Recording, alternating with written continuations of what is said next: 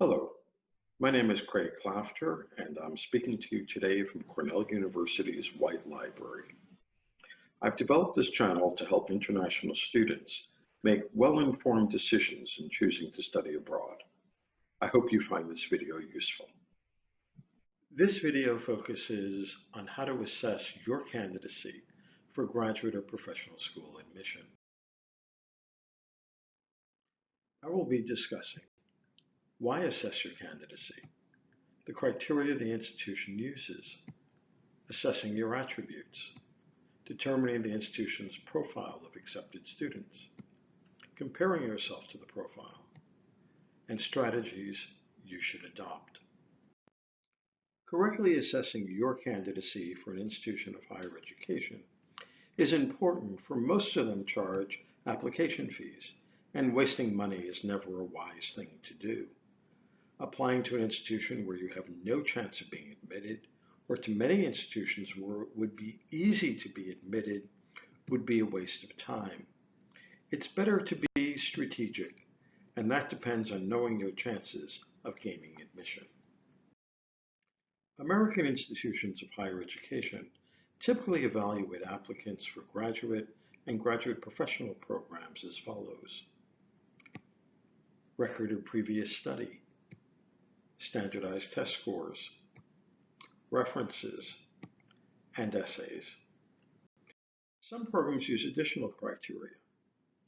For academic programs such as Master of Arts, Master of Science, and Doctor of Philosophy, candidates are usually assessed based on sample of written work and/or proposals, especially for PhD programs. Artistic programs such as Master of Fine Arts, Master of Music, Master of Architecture consider a portfolio or recordings. Medically related programs, Doctor of Medicine, Doctor of Dental Surgery, Doctor of Veterinary Medicine, Doctor of Psychology, Master of Science in Nursing, require interviews. Business schools typically require and assess 2 to 3 years of work experience. In general, American institutions of higher education do not require that graduate students, academic or professional, hold a bachelor's degree in the same discipline as the graduate degree being sought. For example, a graduate student in economics can hold a bachelor's degree in history. However, the graduate program may want to see evidence in the undergraduate courses taken of a student's suitability for the particular graduate study.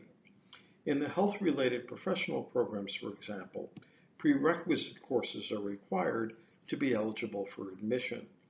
These typically include specified biology and chemistry courses. Check to see what is required of the program you are interested in pursuing.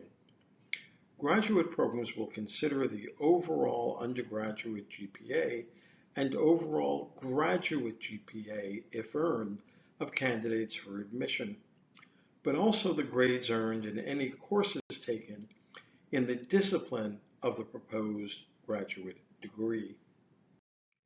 American institutions of higher education traditionally rely on standardized tests to help determine admissibility.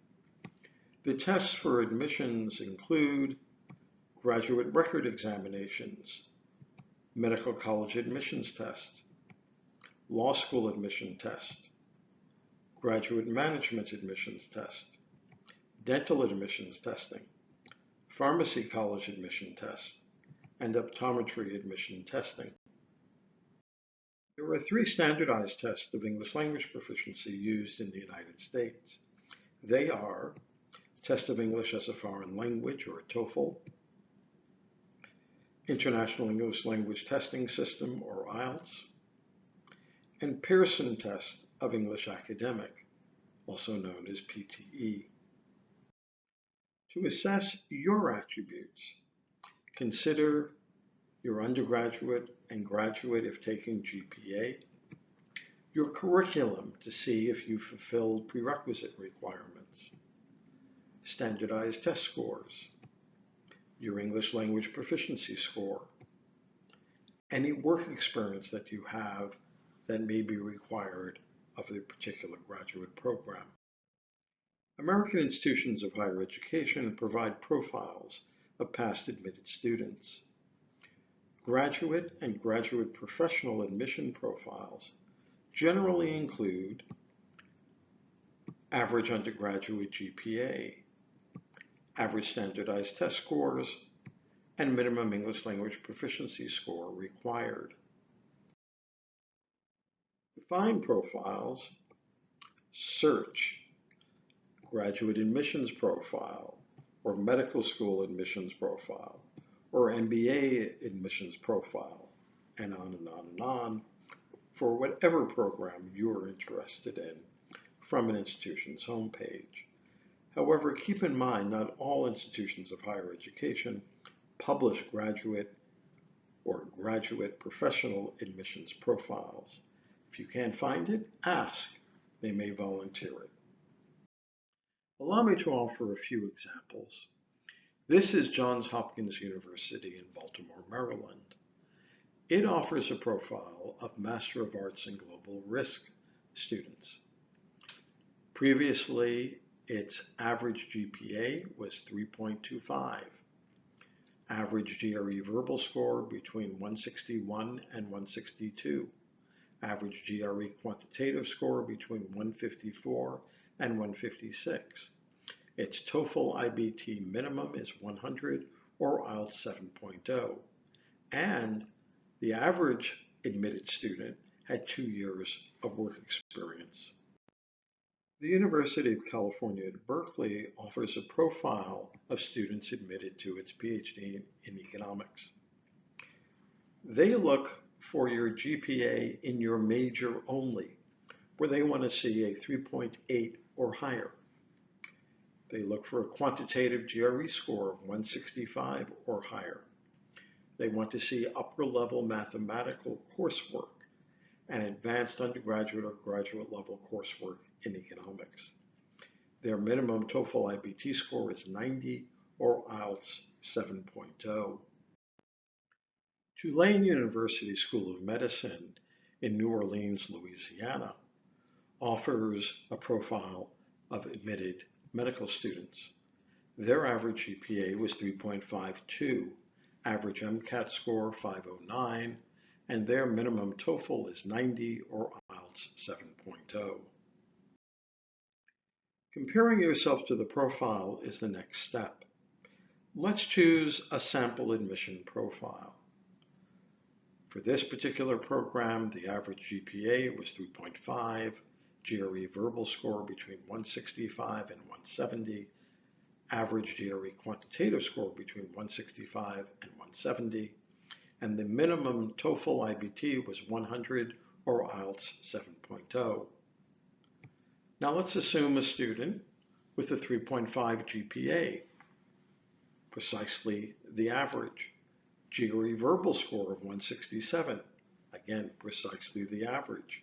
GRE quantitative score of 167, again, precisely the average.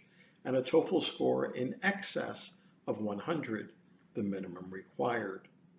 This student would be a good fit for this institution. Now let's assume a student who is a bit below the average, 3.4 GPA, GRE verbal and GRE quantitative of 160 each, and a 100 TOEFL score, the bare minimum required for admission. For this student, this institution would be a bit of a reach. That is, the odds of being admitted would not be as good as the student before. Let's take another student, an exceptional student. Average GPA of 3.75, GRE verbal and quantitative scores of 175, and a 110 TOEFL.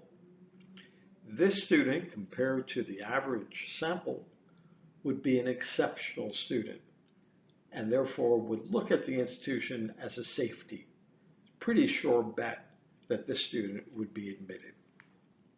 And lastly, let's look at a student who is a fair bit off the average, a 3.25 GPA, GRE verbal and quantitative scores of 150 each, and a 90 TOEFL score.